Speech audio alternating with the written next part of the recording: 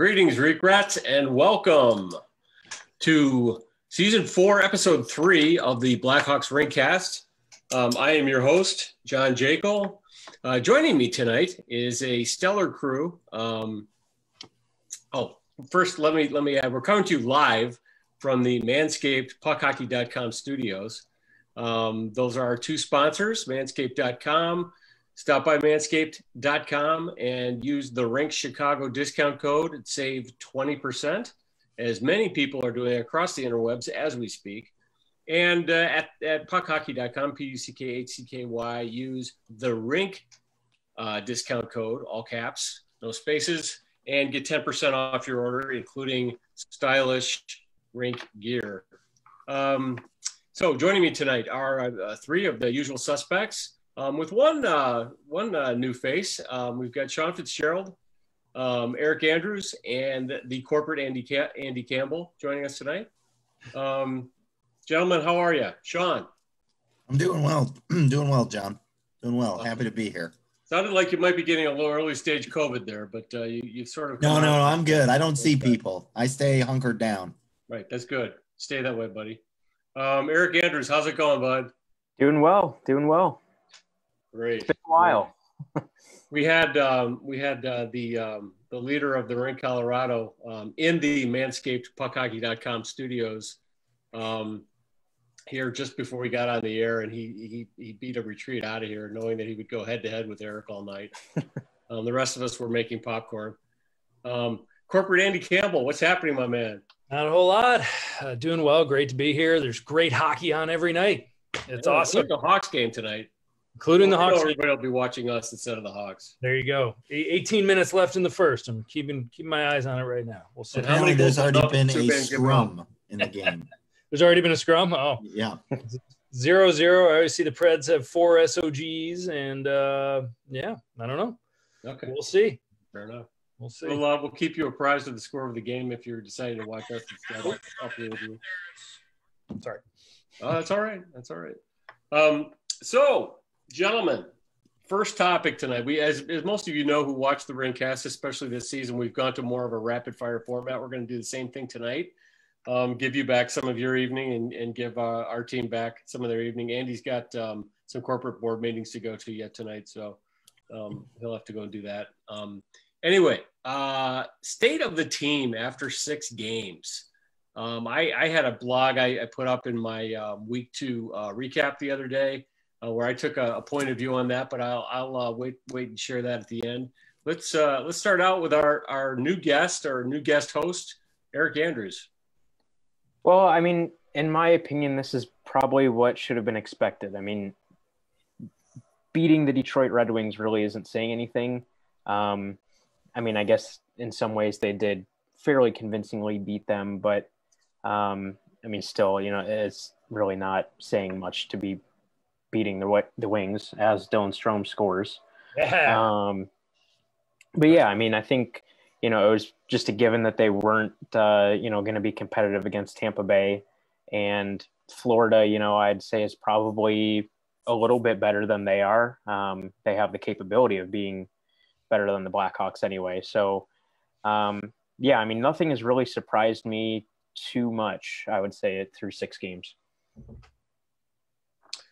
Okay, fair enough. Andy, what do you think?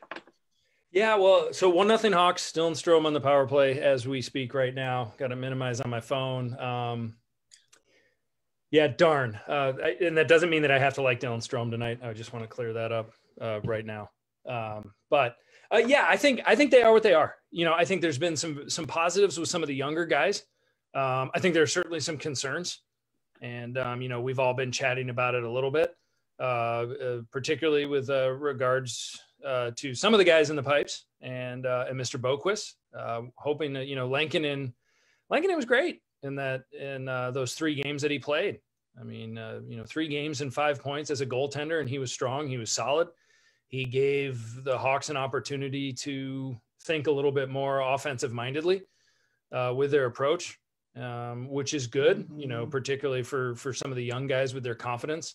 I like that we've seen guys like Hagel being able to come in and play 4th line minutes and chip in a little bit. And obviously Suter, I mean, what a game, what a day for him. I mean, what a happy Sunday for him. So, I think with guys like Suter, with guys like Hagel, with guys like Kurashev, with the young guys, we're kind of hoping, all right, well, let's see what these guys can do. And particularly, Kurashev's playing at the right level right now. I mean, he's an NHL hockey player. And I think that much is clear. His habits are great.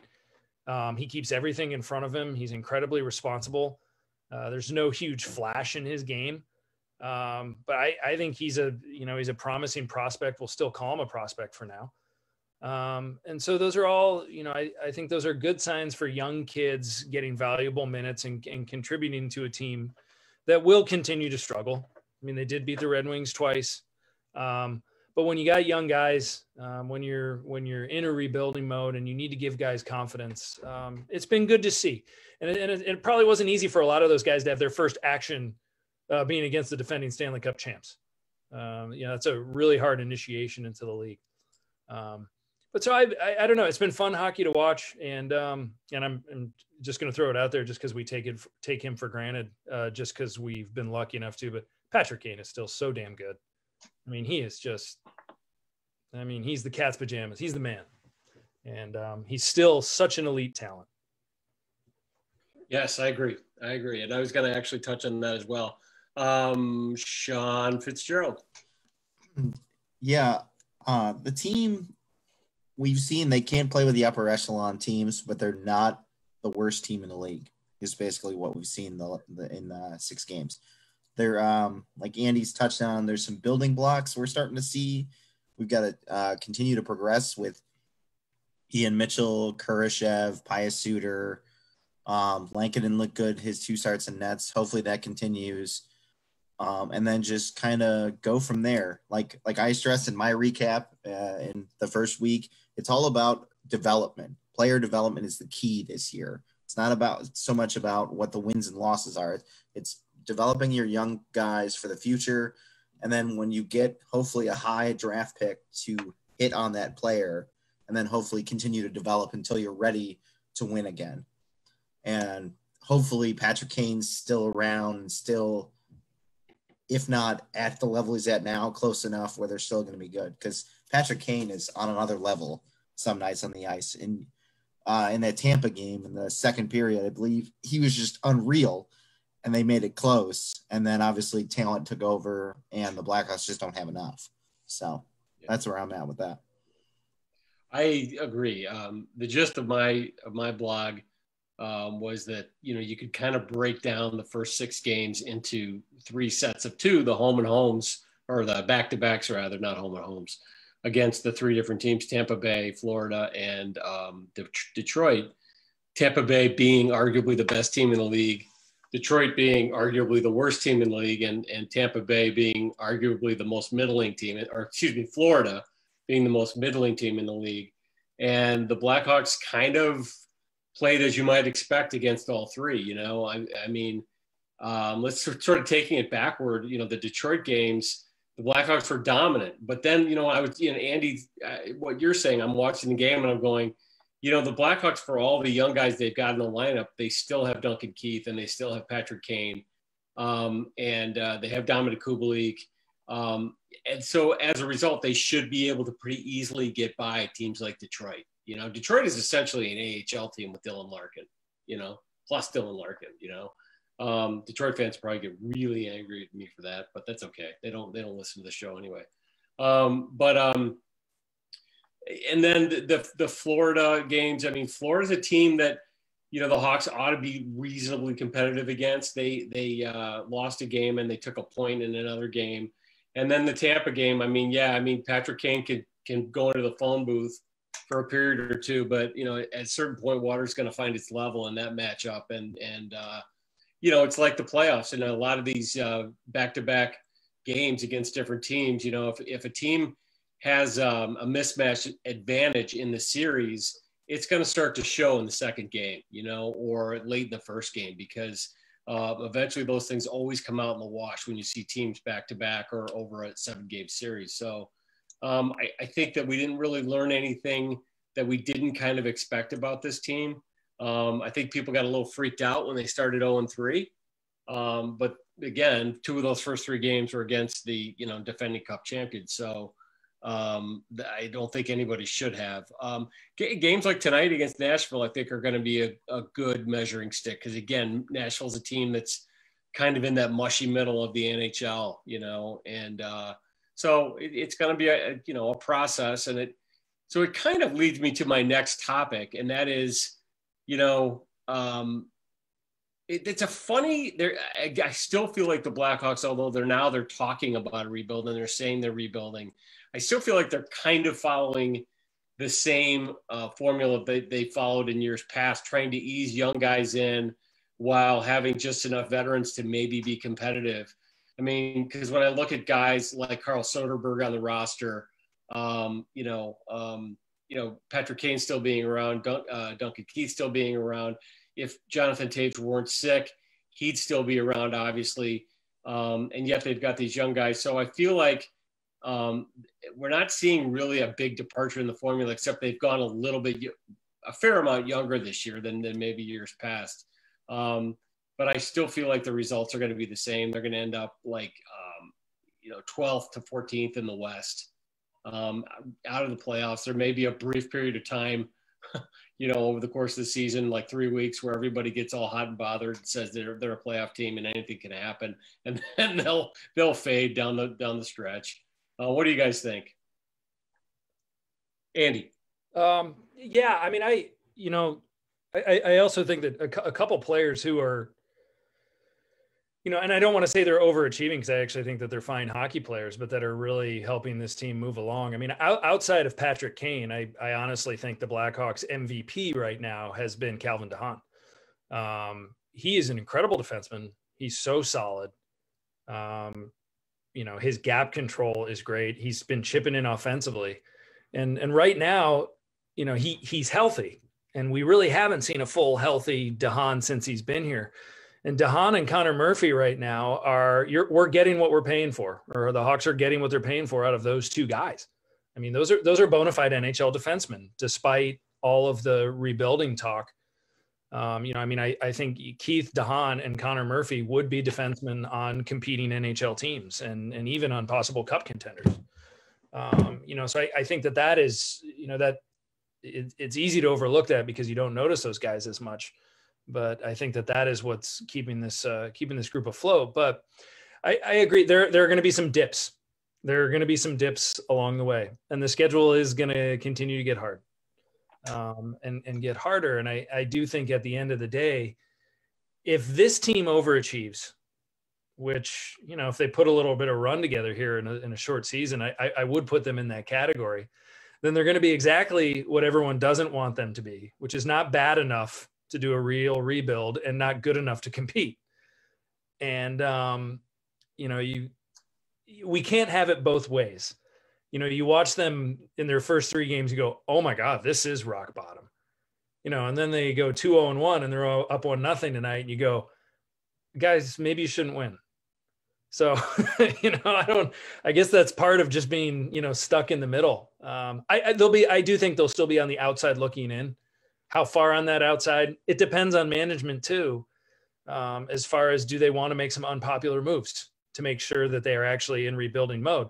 But some of those aforementioned players too, and then some of the guys like Janmark and Soderberg, if they come along, this is good that they're showing out right now if they do want to make those trades down the line. So anyway, sorry, that was a mouthful. That's good. That was excellent. Excellent input. Sean, what do you think? What direction are they headed this year? I think they're going to be like, I don't think they're going to be as good as everyone thinks they're going to be in terms of, I don't think they're going to be as close to the playoff picture as overachieving as we think. And I think one of the big factors in that is going to be Jeremy Colleton. I was very critical and still kind of am of how he used Dominic Kubalik in the first 3 games of the season. Clearly when they started playing Florida and he started playing more, he would just rip it every time he got a chance because he didn't know if he was going to be on the ice for more than 11 minutes. So I think Jeremy Colleton plays a big part in where they fall this year in terms of trying to find the right blend of when he needs to play the veterans and when he needs to play the younger players. I think early on, at least the first 3 games, his management of Kubalik and some of the other veteran guys was bad in my opinion. And if they're going to be, if they want to be rebuild and full on rebuild, then Collinson's going to have to like dictate the minutes that way. And if they're not, if they're going to try to, anything can happen, then he's going to load up like he did against Florida the second game, where I think Patrick Kane played like 2 minutes straight in the third period. So I think he's the big X factor on which way this team goes. Okay. Eric, what do you say? I mean, I think it's important to remember that even if the team had Jonathan Taves and Kirby Doc, this is still probably a bottom 10 team in the league. Mm-hmm. And now you don't have your top 2 centers, arguably. I mean, I think most people would say those would have been your top 2 centers this year. So where does that leave you without those guys? I mean, even just look at their division, the Discover Central Division. Are they better than Tampa Bay? Obviously not. Are they better than Columbus? No. Are they better than Dallas? No. Are they better than Carolina? No. Are they better than Nashville? Probably not. Are they better than Florida? Probably not. You're not making the playoffs. You know that. And then you have to look around the rest of the league and, kind of look at the bottom feeders in those divisions too and say, okay, even though we're not playing each other this year, are they better than an Ottawa or, whoever it might be? And I don't know. I mean, to me, they're probably a bottom 3 or bottom 5 team in the league. I don't see over the course of 56 games them being much better than that.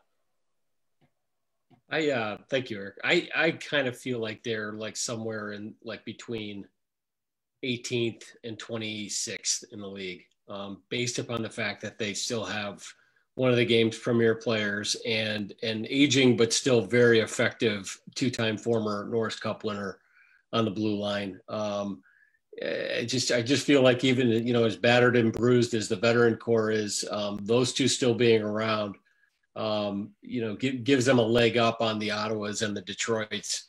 But to Andy's point, I'm not sure really what that gains. I mean, the comment that Ian Mitchell made to Ben Pope the other day about the fact that he knows that he's, behind the play sometimes or on the wrong side of the puck sometimes, wrong side of the play. And, he's listening and learning. And those are really encouraging things to hear, because that's what you want to hear from a player, in his position. And certainly, him being able to observe Duncan Keith as far as those types of issues like positioning and playing in space and using his stick, et cetera, to defend and taking away the angles, all those things. That's really good, and so that to me is the benefit of those veterans still being around for the younger guys. That is assuming that the younger guys are really taking advantage of it and learning, or are they conversely, and I'm going to turn this back over to Adam Boqvist, are they just kind of getting psychologically wrecked? I feel like Boqvist, to my eye, is maybe even regressing a bit since last year. So I want to turn to our next topic, which is those two players in particular, but I think we can lump in any young players at this point too, perhaps, the goalies as well. But those two in particular, because they're both defensemen, they're both very highly touted. They're also both very similar in terms of their style. Boqvist and Mitchell, I mean, are they benefiting, both of them, from being in the NHL? Should the Hawks consider, especially with Boqvist, if he continues on his current arc, and Mitchell, if he starts to show some struggles, should they consider some time in Rockford for those guys once Rockford sort of, really kicks in? I'm going to turn this back immediately to Eric. Boqvist, yes. I mean, I think there were times last season where it looked like he could hold his own at the NHL level. There were certainly times where it did not look like that. And I think this year so far, of course, up to this point that, now he's out of the lineup, but I think it's been clear that he still needs a lot of work. And I'm not sure that just continually, getting turnstiled in the NHL is really what he needs right now. Ian Mitchell, I think it might honestly be just a little bit too early to really have a great idea of what's best for him right now. I don't think it's hurting anything right now to see what he can do. Once the AHL starts up, maybe, but I don't necessarily mind him being in the lineup right now. But I think for Boquist, it's kind of getting to the point where it seems like he really does need that time to really get comfortable and acclimated playing professional, defense. And I'm just not sure that doing that against Tampa Bay and, teams like that is really a good idea for him right now. Thank you, sir. Andy. It's personally, I think it's an age and development issue. Adam Boquist turned 20 in August.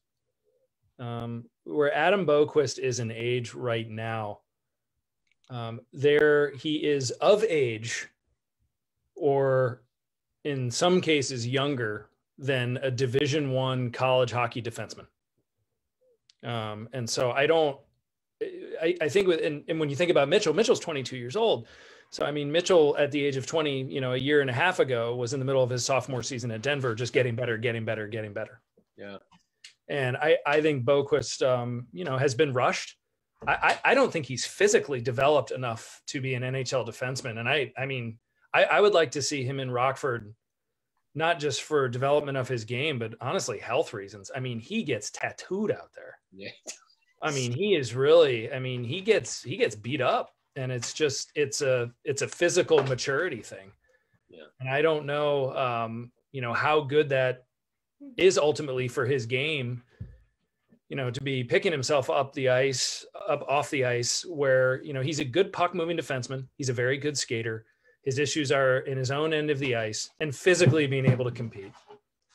And when those are the issues, if you do want to make a long-term investment on him, I would like to see him in Rockford.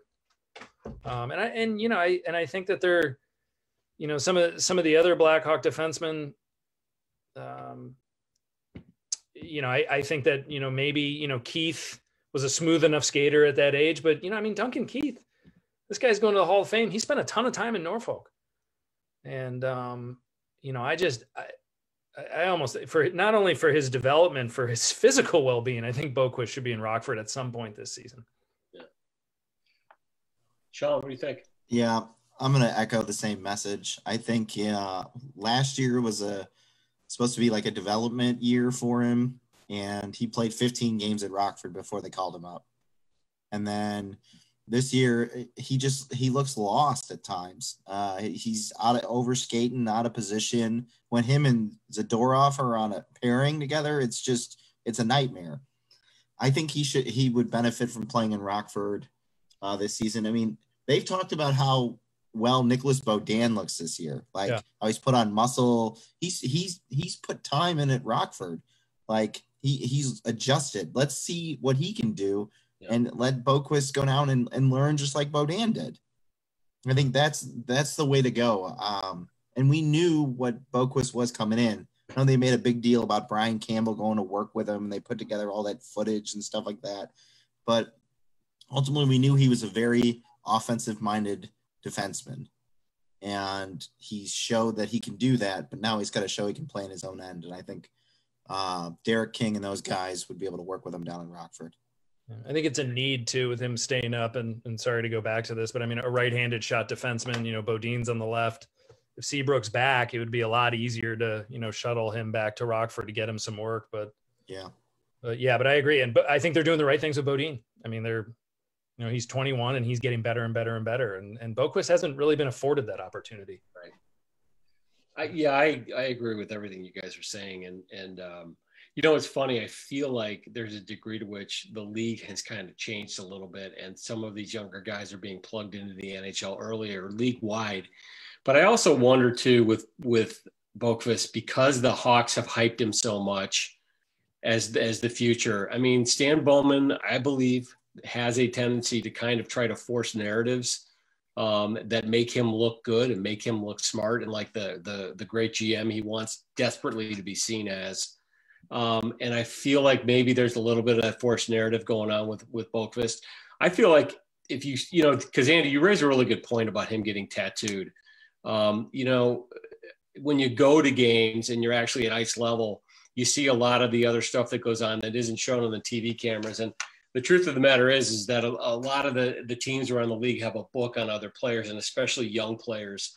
They go after him in certain ways. And clearly they're going after him with a lot of big hits and trying to mash him on the end boards and, you know, basically trying to get inside his head, you know, and they're going to, you know, it's predatory, pardon the pun. It has nothing to do with who the Hawks are playing tonight, but I mean, it is. When they see a weak link out there, they're going to go after him. I remember when Taylor Hall was a rookie, I went and saw him at Nationwide. The Oilers came in and played the Blue Jackets, and man, the Blue Jackets players were chirping him relentlessly. I mean, clearly, I mean, they were trying to. They knew there was something there, and they were trying to go after him. And I think they are targeting Boqvist, and because they see him as a weak guy, they could throw off his game, and I'm not sure that he's benefiting from that. Whereas if he goes to Rockford, where the speed of play is a little slower, you know, his skill level is all that much higher, relatively speaking. He could go down there, get some success in probably fairly short order. If they use him right, he can become dominant, gain a lot of confidence from that, and then bring him back up. I just feel like now, you know, he's going to have a little break here because of COVID, so maybe that'll help too, and he'll be able to watch some games, get a little perspective, you know, from a different point of view. That's possible too. But I just feel like, especially a kid who's had a couple of concussions before, you know, that were notable enough that it was a concern when they drafted him. It just, I don't know. This seems stupid to me right now. It seems like fitting a square peg into a round hole, which is kind of a classic Stan Bowman move. And at some point you wonder, when is he going to cut his losses and, you know, give the kid a break and maybe put him in a better chance to succeed long-term. Mitchell, the other hand, I mean, Mitchell's struggling a little bit too. He's -6, or was as of puck drop tonight. But his attitude's really positive. We'll just have to see with him. But you're right, Andy, you raise a good point. He's 22 and Boqvist is barely 20, you know, and that's kind of a big deal, you know? All right, cool. So we've covered that one really well. We have a question, and I guess this will be another round. Our good buddy, Tyler Cameron, the blogger to be named later before Sean Goldstein was the blogger to be named later, has sent a question in, and he asked, you know, who was your biggest surprise this year on the team, and, you know, who's your biggest disappointment? I have a feeling, and Andy, you've already touched on a lot of them, but we'll go through it again anyway. You know, I have a feeling I know who the biggest surprise to the positive has been. Eric, why don't you start us off? Yeah, I mean, I think for me, the biggest, you know, surprise in a good way has been Philip Kershaw just fitting in very well. You know, he does not look out of place at all. And he, you know, has established himself, like Andy said, as a legitimate NHL player. You know, albeit it is the Blackhawks, you know, would he be having the same role with Tampa Bay? No, of course not. But regardless, I mean, he looks the part, and I think that's been really encouraging. Is he lighting it up statistically? No. But does he need to? No. He's just been an effective player, you know, 200 feet of the ice, which is really nice to see, you know, because that's not always something we see from more promising Blackhawk forward prospects. So I think that's been, you know, definitely a nice sight for me. I think it's been nice seeing Suter being able to find the back of the net against Detroit. You know, I wouldn't put too much stock into that necessarily. I mean, again, it's Detroit and he had a good day, but just getting that confidence for him and kind of getting him rolling, I think is, you know, definitely going to help him and just give him that confidence moving forward, you know, that, hey, I can play in this league and be really effective offensively. You know, and even with that, I mean, he looks, you know, the part and can play on a line with Patrick Kane and isn't just being dragged along by Kane. I mean, we saw that really nice setup that he had on that, you know, disallowed goal. You know, that wasn't Kane making that happen. You know, he made that happen. He recognized the play, recognized the coverage, and found Kane, you know, for a really nice pass. But so I think for me, those two are kind of the main guys that have stood out to me as being nice surprises. You know, just trying to not really have too much, you know, optimism about them, or false optimism, I guess I should say, you know, and have all these expectations for them. But, I think they've looked good. And then obviously disappointment, I think, is Adam Boquist. I don't think there's really anyone else even close to the same territory as him, just because you really hoped this year, going into this year, you hoped to see both him and Kirby Dach take big strides forward this year. And obviously Dach, that's not going to happen. But, I think, as we said, it kind of just seems like Boquist is kind of just going backwards at this point. Sean, what do you think? I'm going to say my biggest surprise is Andrew Shaw through 6 games. I think he looks healthy.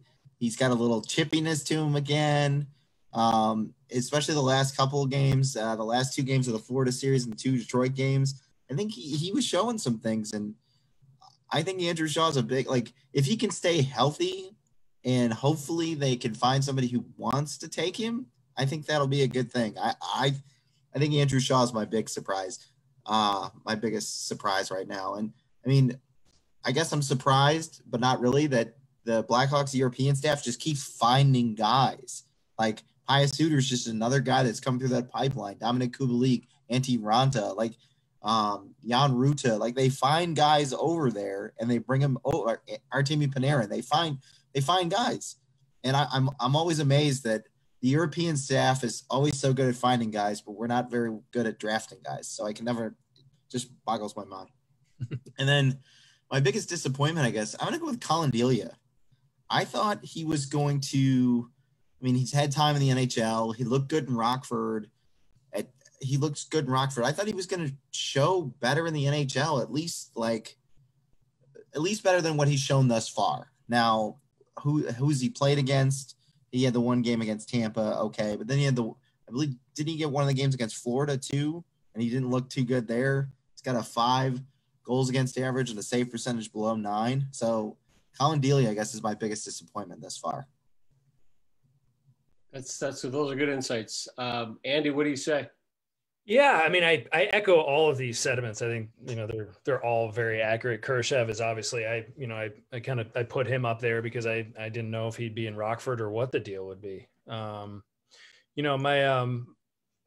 My biggest disappointment this year, I would say, is Boquist. I know we've kind of been hammering this home. But I think that it is pretty glaring that there's some work that needs to be done and some deficiencies.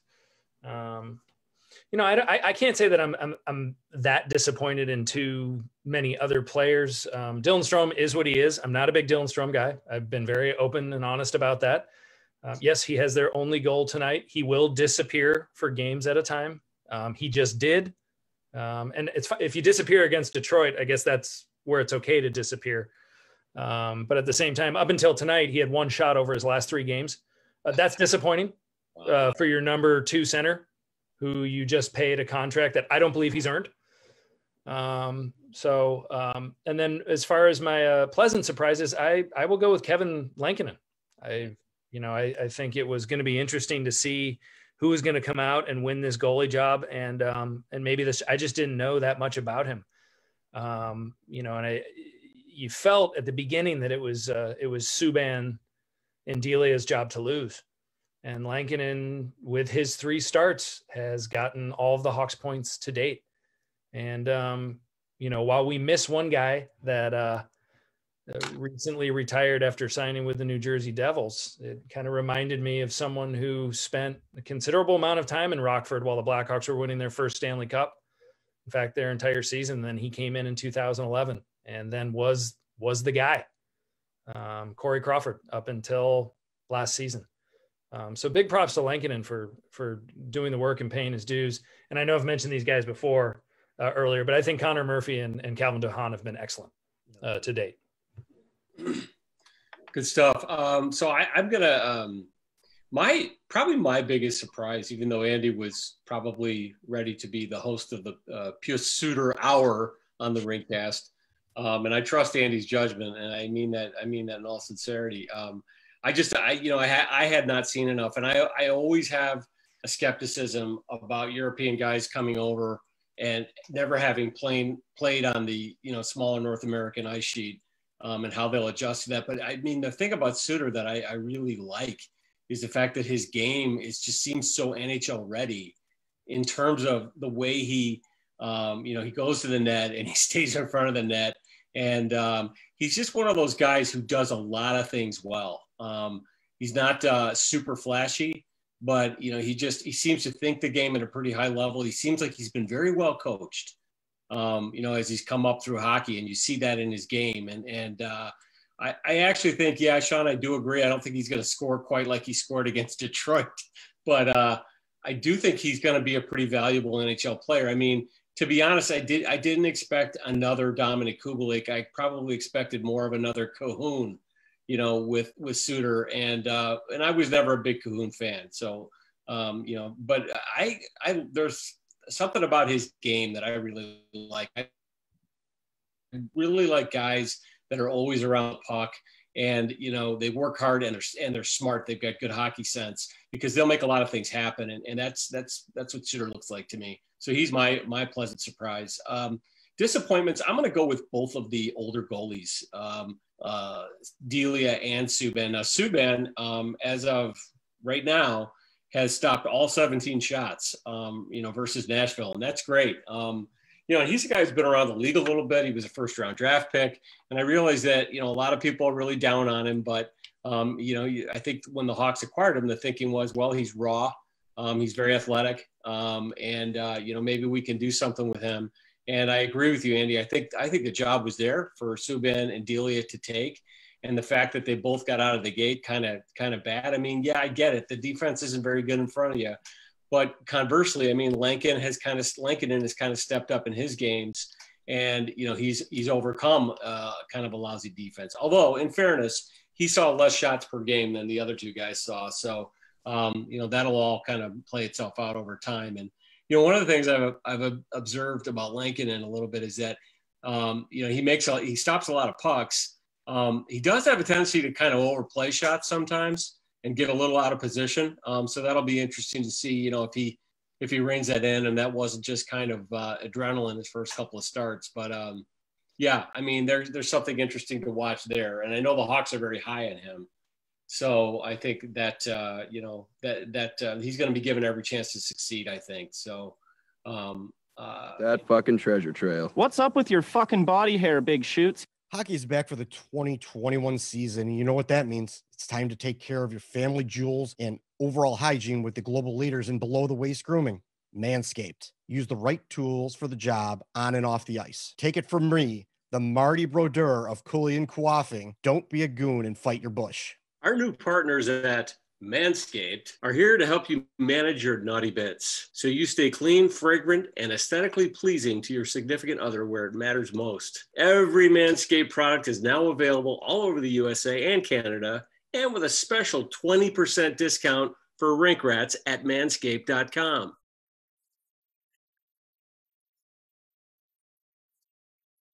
Manscaped has redesigned the electric trimmer just to keep your private area safe. The Manscaped engineering team spent an intensive 18 months perfecting the greatest private area trimmer ever created and just released the new and improved Lawnmower 3.0 trimmer. The Lawnmower 3.0 is simply the best hygiene tool for the modern man. Think your skates are sharp? Because the ceramic blade and advanced skin-safe technology, your snags will be reduced with a close shave. Perfect Package 3.0, which comes loaded into this nice little box, also comes with a crop preserver and crop reviver. It's time to keep your yarbles fresh and clean. The Crop Preserver is an anti-chafing ball deodorant to keep your nuts from sticking to your legs from end to end. Nobody will be chirping you anymore for having really smelly nuts. The Crop Reviver is a spray-on toner for your balls. It's made with a soothing aloe and witch hazel extracts that will give your balls a boost. Manscaped even threw in their shed travel bag. And I got to tell you, this thing is really nice to keep all your goodies stored comfortably. Speaking of comfort, the Manscaped anti-chafing boxer briefs are also included. I'm wearing mine as we speak, and they are nice. Complete your top-to-bottom grooming game with the new refined cologne signature scent by Manscaped. With the same signature scent that's in all Manscaped formulas, this cologne is a perfect complement to this collection. Get 20% off and free shipping with the code THERINKSEATTLE, The Rink Chicago, or THERINKColorado. No dashes, no underscores, nothing, at manscaped.com. Light the lamp this season with the Manscaped Perfect Package 3.0. Hockey's back. Don't let your manscaping get out of whack. All right, so I'm going to transition. We've gone kind of quickly through everything tonight, and I'm going to kind of close with some thoughts on Jonathan Toews, and I'm going to be very careful not to speak out of turn here in terms of, or out of school, I guess, in terms of what's going on with him. But you know, I don't. A lot of people have been talking about this. I mean, Twitter and the direct messages have been kind of on fire, and people texting each other, and there's been a rumor going around about Taves' health, and we've heard it. Gatekeepers heard it. Andy, I know you heard it from some people, and it's the same rumor. And what's interesting to me is that the Hawks have not come out, or nor has Taves' representation come out and said, we're still trying to figure out what's going on with Jonathan. Please don't believe or spread rumors. There's a lot of ways they could have addressed it. They've said nothing. That plus his continued absence. I'm not sure that this rumor is true. I'm not sure that it's not true. I don't know. And I don't think anybody outside of probably a few people close to the Hawks organization and Taves personally know what's really going on, if they even have a definitive diagnosis at this point. But it does seem to me more and more that it's very unlikely, or increasingly unlikely. Growingly is not a word. Increasingly unlikely that he will not be back this year. And who knows about next year or years after.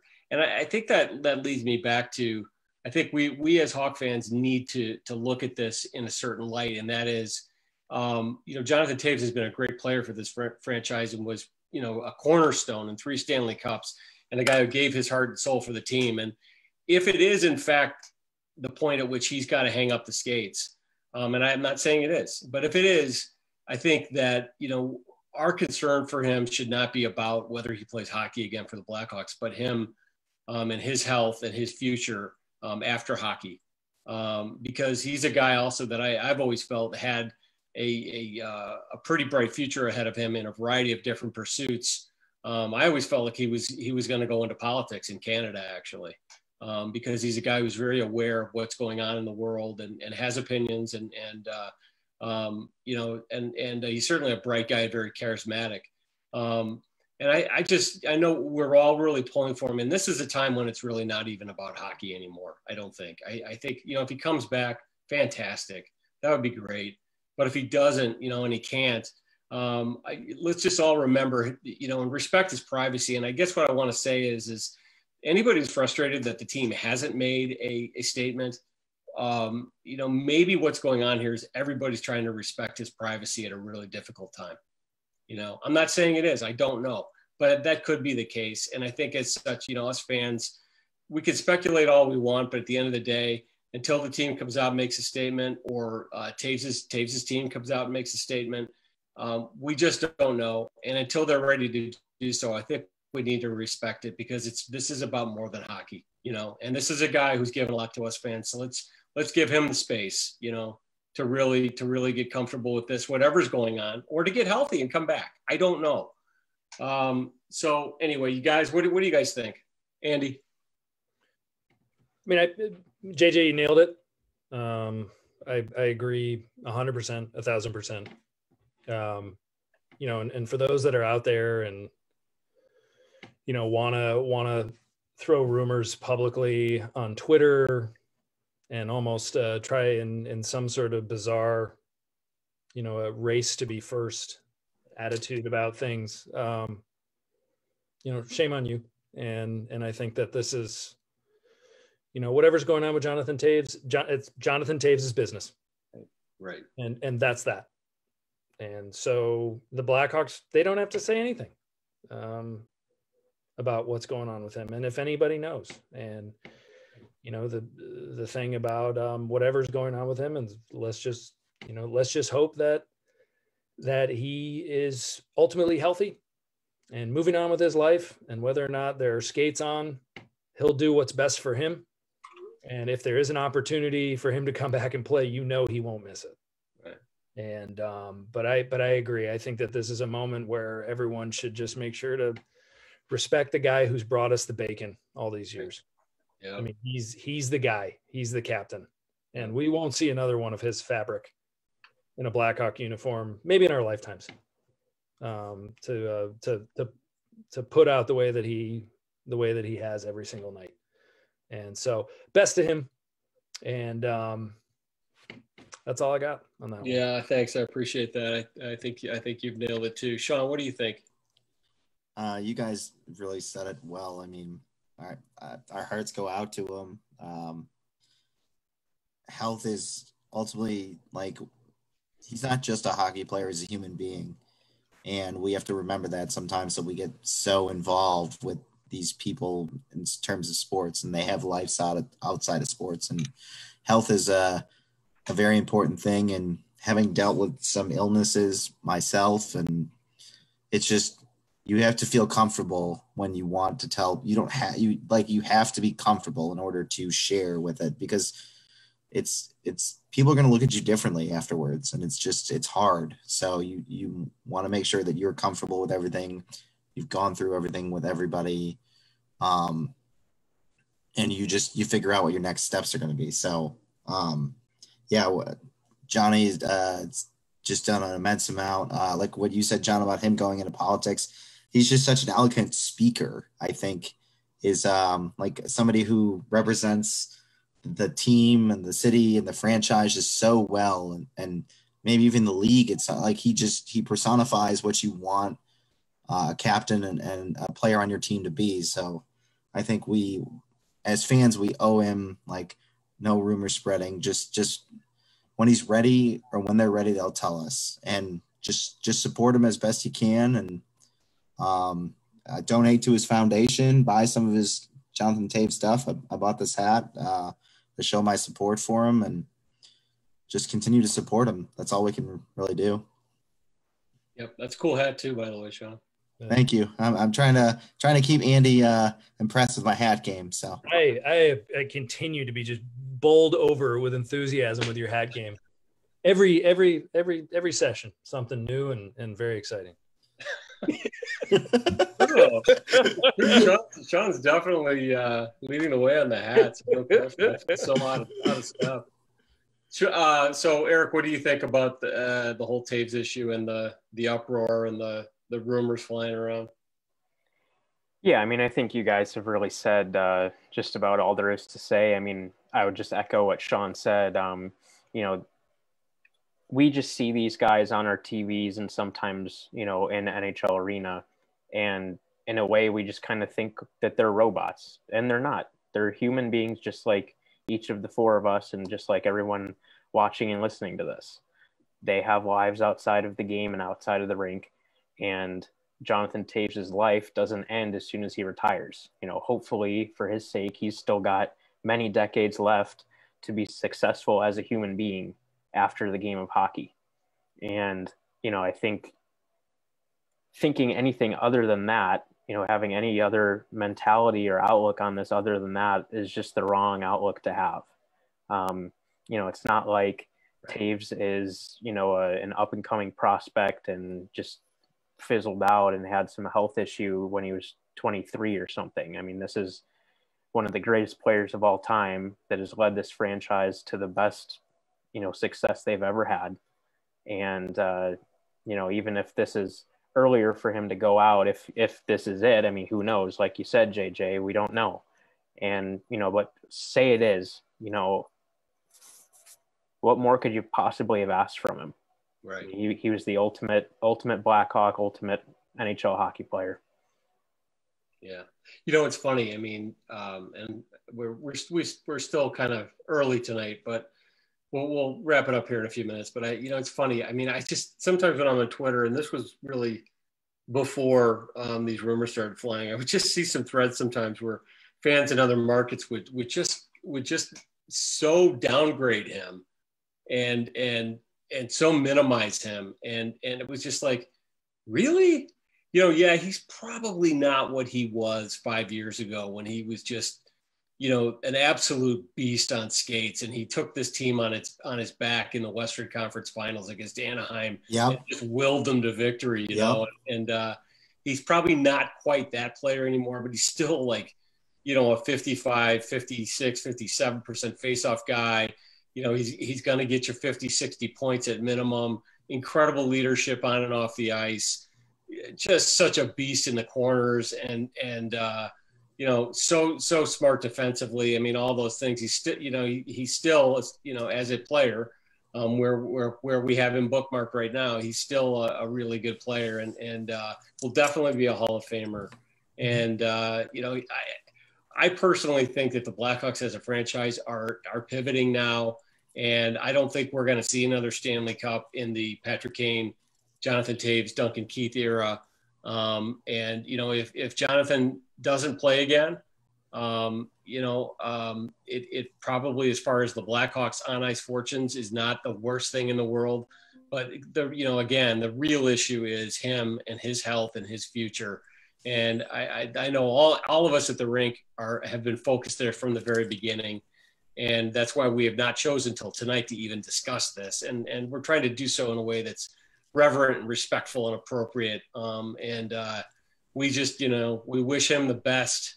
We know there's a lot of fans out there who feel the same way we do too. And we're not criticizing anybody. It's just, I think what we're saying needed to be said. And I'm sure others feel this way, and maybe some others have said it as well. Closing thoughts, comments, plugs. Eric, what do you got? Anything? Well, it's a shame that Aaron couldn't join us tonight, but it is what it is. I survived, so.